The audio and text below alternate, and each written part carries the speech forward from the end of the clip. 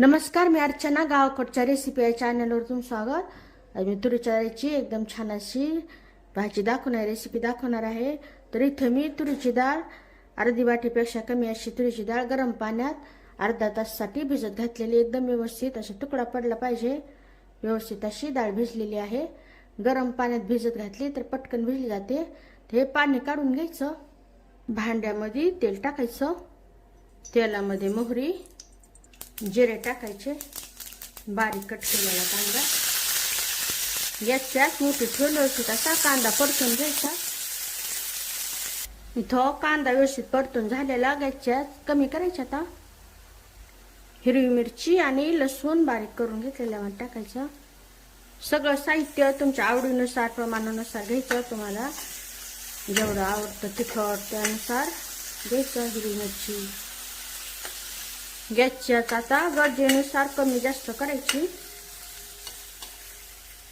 यामध्ये हळद टाकल्यानंतर थोडंसं परतून घ्यायचं. थोडीशी कोथिंबीर, बारीक कट केलेलं टमाटर थोडंसं परतून घ्यायचं. यामध्ये आता ही डाळ टाकायची, मिक्स करून घ्यायचं. भिजलेली डाळ अर्धी वाटी झाली होती, तर मग त्यासाठी एक वाटी, त्याच वाटीच्या मापाने एक वाटी पाणी टाकल्यानंतर गॅसच वाढवलेली आहे. यामध्ये चवीनुसार मीठ. उकळी आलेली तर गॅसच एकदम मंद करायची. यावर आता झाकण ठेवून डाळ शिजून घेऊ.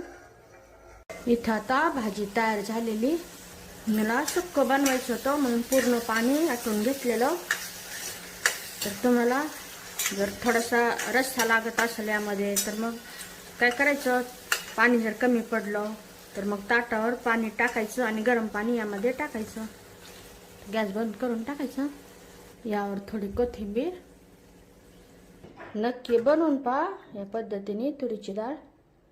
कशी झाली ते कमेंटमध्ये सांगा. रेसिपी आवडली तर चॅनलला सबस्क्राईब करा. चॅनलवरच्या बाकी रेसिपी जे आवडल्या तर त्यांनाही लाईक करा.